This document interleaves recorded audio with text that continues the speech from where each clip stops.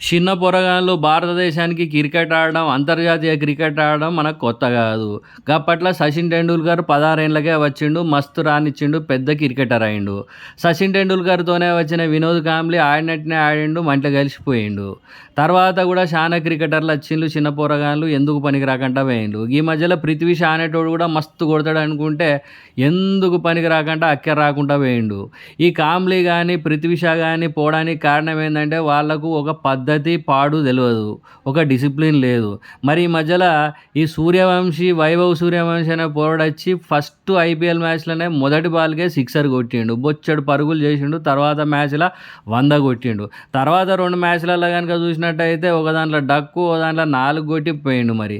కొద్దిగా నిలకడగా ఆడాలి. కొద్దిగా డిసిప్లిన్ తెచ్చుకోవాలి. కొద్దిగా బౌలర్లకు రెస్పెక్ట్ ఇచ్చి పద్ధతిగా ఆడకపోతే మాత్రం ఈయనకు కూడా కష్టంగానే ఉంటది పరిస్థితి.